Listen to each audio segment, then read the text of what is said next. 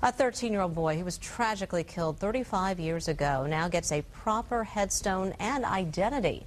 Dave DeMarco has more on the boy known for decades as Boy X. Dave?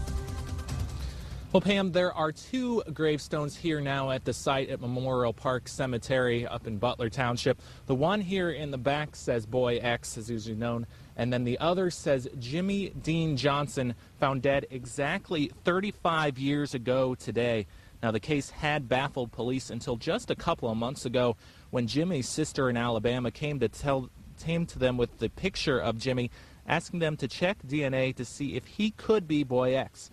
Jimmy's mom jumped out a window during a seizure when he was an infant, leaving him and his 5 siblings to a life of foster care. Then Jimmy ran away from a Cincinnati children's home and was never reported missing. Then on May 20th of 1974, a boy's bound and decomposing body was found behind a warehouse on Stanley Avenue. That sister could not be at today's service, but wrote a letter calling the killer a monster. Jimmy's aunt planned to read a poem today, but passed away 3 weeks ago.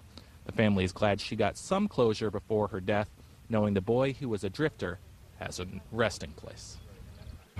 In my mind, I can see him lying there crying as they beat him, wondering why are they doing this to me. As his spirit slipped away, a smile came over his face. He saw Jesus coming toward, his arms outstretched. Finally he found the love he'd searched for so long. At last, Jimmy's home.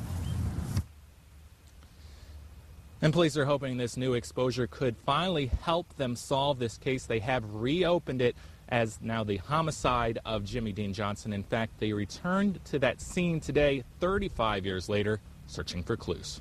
Reporting live, Dave DeMarco, 2 News on your side.